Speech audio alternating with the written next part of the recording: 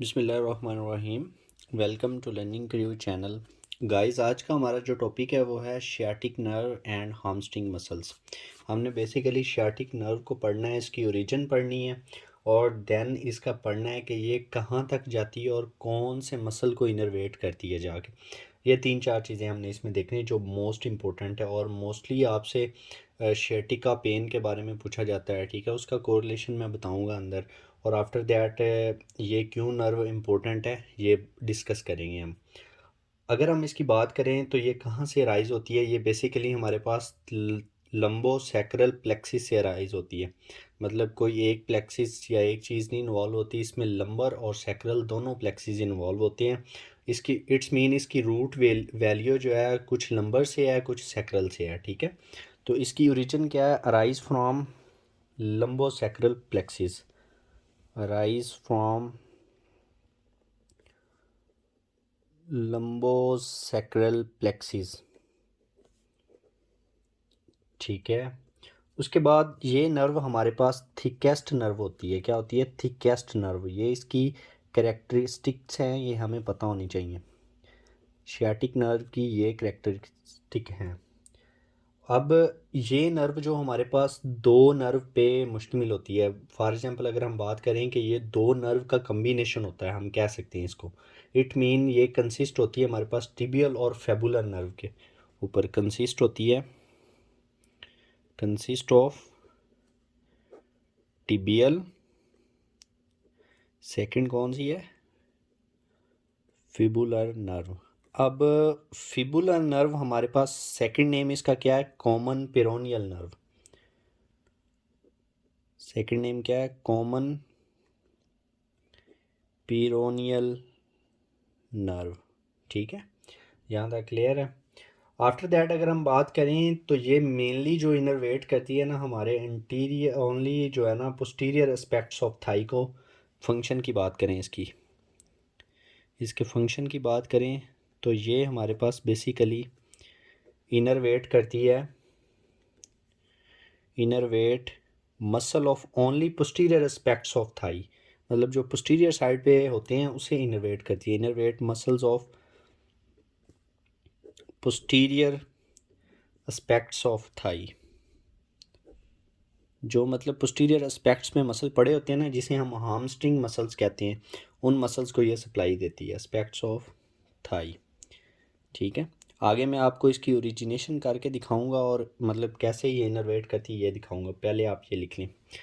Second इसका हमें पता होना चाहिए रूट वैल्यू क्या है। रूट वैल्यू मोस्ट इंपॉर्टेंट है, ठीक है। इसकी दो रूट वैल्यू लंबो सैक्रल है तो L4 L5, सैक्रल का S1 S2 और S3, ये इसकी रूट वैल्यू है शियाटिक नर्व की। और उसके बाद अगर हम इसके कोर्स की बात करें, कोर्स भी बहुत इंपॉर्टेंट है, कोर्स हमें पता होना चाहिए, ठीक है। कोर्स के मतलब ये अराइज कहाँ से होती है? अराइज हमारे पास L4 टू S3 से अराइज होती है। तो मतलब रीजन इसकी लिख लें, L4 टू S3 हो गया। देन ये इंटर होती है हमारे ग्लूटियर रीजन में, ठीक है। और कैसे इंटर होती है? हमारे पास एक फोरामेन होता है, ग्रेटर शियाटिक फोरामेन, उसकी मदद से ये हमारे पास ग्लूटियर रीजन में इंटर होती है। देन इंटर कहाँ पे होती है? Enter to gluteal region, help किसकी? ग्रेटर शियाटिक फोरामेन होता है हमारे पास, ग्रेटर शियाटिक फोरामेन, फोरामेन, ठीक है। उसके ज़रिए ये एंटर होती है हमारे पास ग्लूटियर रीजन में। देन ये हमारे पास पास करती है बिलो पेरिफॉर्मिस मसल्स और कवर्ड कर लेती है ग्लूटियल मैक्सिमस मसल्स को, ठीक है। तो पास बिलो पेरिफॉर्मिस मसल, फॉर्मिस मसल एंड कवर्ड, मतलब उसके इर्द गिर्द लिपट जाती, covered to by gluteal maximus. अब ये बहुत ही इंपॉर्टेंट पॉइंट है, ठीक है। जब हम IM इंजेक्शन देते हैं तो उसकी कॉम्प्लिकेशन में जो नर्व डैमेज होती है वो होती है हमारे पास शियाटिक नर्व, ठीक है। अब इसकी कॉम्प्लिकेशन क्यों है? क्योंकि ये रैप होती है around the gluteal Maximus muscles के, और ये हमारे पास बहुत इनर साइड पे होता है, और हम ग्लूटियल मैक्सिमस मसल में आईएम इंजेक्शन देते हैं। अगर किसी पेशेंट को इंट्रामस्कुलर बटक पे इंजेक्शन लगाना हो तो उसे आईएम देते हैं, और हम अगर इनर साइड पे ज़्यादा इंजेक्शन चला जाए तो वो हमारे पास जो नर्व डैमेज होगी वो शियाटिक नर्व डैमेज होगी, ठीक है। तो हम बेसिकली इसको जो है मतलब इसलिए देखते हैं क्योंकि most common complication of IM injection किया है, ठीक है। इसलिए इसने क्योंकि इसने रैप किया होता है ग्लूटियल मैक्सिमस मसल को इनर साइड से, आउटर साइड पे हम दे सकते हैं इंजेक्शन ना ग्लूटियल मैक्सिमस मसल में, ठीक है, उसमें कोई मसला नहीं है, ठीक है। आफ्टर दैट इसकी मैं थोड़ी सी ड्रा करके आपको बता दूं, ज़्यादा क्लियर हो जाएगा। L4 L5 S1 S2 S3, ठीक है। अब L4 L5 इनकी इंटीरियर डिवीजन भी है और पोस्टीरियर डिवीजन भी है, ठीक है। पहले हम इंटीरियर डिवीजन ड्राइव कर लेते हैं। ये होगी 1, ये इंटीरियर डिवीजन है, ठीक है। ये क्या होगी हमारे पास? ये इंटीरियर, ये जो इंटीरियर डिवीजन इनकी मिलकर जो नर्व बनाएंगे उसे हम कहेंगे टिबियल नर्व। क्या कहेंगे? टिबियल नर्व, ठीक है, टिबियल नर्व। ये मैं बिल्कुल आपको ओरिजिनेशन बता रहा हूँ, ठीक है। आफ्टर दैट पोस्टीरियर डिवीजन जो होती है ना, वो ये कहाँ से कहाँ तक है? ये L4 to S3 की जो इंटीरियर डिवीजन है, क्या है? Interior division. ये मिल के जो इन्होंने नर्व बनाई है उसे हम क्या कहा है? Tibial nerve. आफ्टर दैट इसकी पोस्टीरियर डिवीजन है 1 2 3 4, ठीक है। इन्होंने जो मिल के नर्व बनाई है उसे हम कहते हैं फिबुलर नर्व। फिबुलर नर्व का सेकंड नेम क्या है? Common peroneal nerve. ये कौन सी डिवीजन है? पोस्टीरियर डिवीजन है, ठीक है, ये पता होनी चाहिए। अब ये जो फिबुलर नर्व बन गई ये टिबियल नर्व बन गई, ठीक है, और इसकी root value L4 to S2 है, एक कम है। ये डिफरेंस है, आपने याद रखना है।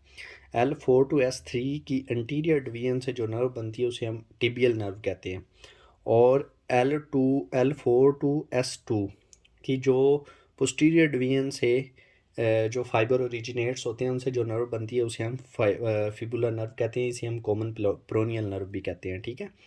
आफ्टर दैट इसके बाद हमारे पास एक मसल आता है जिसे हम कहते हैं पेरीफॉर्मिस मसल्स। कौन सा मसल होता है? पेरीफॉर्मिस मसल। पेरीफॉर्मिस मसल्स क्या? पेरीफॉर्मिक मसल्स के यहाँ पे आके इसके अटैचमेंट होती है फाइबर्स की, और ये जो नर्व कहलाती है इसे हम क्या कहलाते हैं? शियाटिक नर्व कहते हैं। ऐसे ये फॉर्म होती है शियाटिक नर्व। मोस्टली पीपल को ये नहीं पता होगा, जब आप उन्हें बताएंगे तो रियली इम्प्रेस होंगे कि ऐसे शियाटिक नर्व बनती है, क्योंकि ये टिबियल और फेबुलर नर्व दोनों यानी कि कॉमन पेरोनियल नर्व दोनों पे मुश्तमिल होती है, ठीक है, और यहाँ पे आके ये शियाटिक नर्व कहलाती है, ठीक है।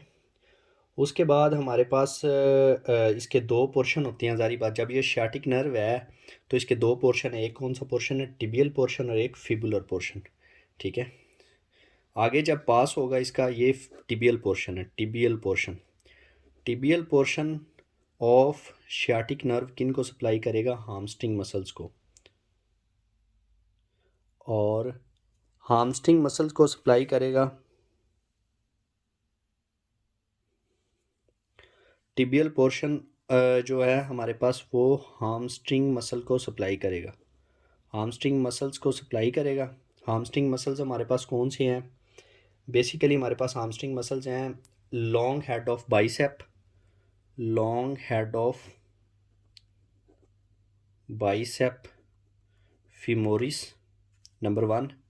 नंबर 2 हमारे पास है अडक्टर मैग्नस, अडक्टर मैग्नस।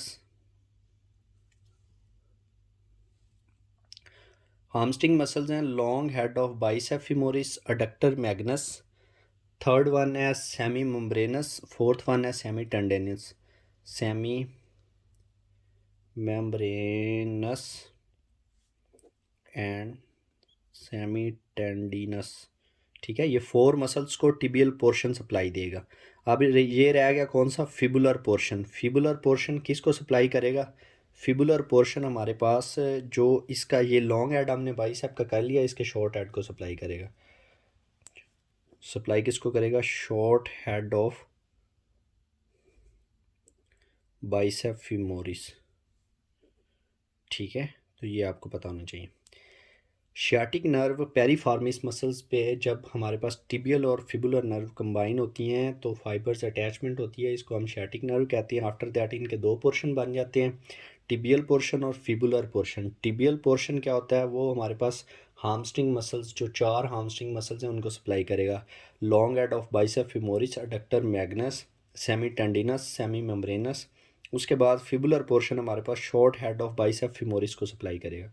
तो ये आज का हमारा टॉपिक था, बहुत इंपॉर्टेंट है। शियाटिक नर्व मसल का जो हमारे पास इंजेक्शन के दौरान डैमेज होता है वो इस नर्व का डैमेज होता है। शियाटिक पेन आगे हम पढ़ेंगे, दवा के मोस्ट कॉमन पेन है पॉपुलेशन में।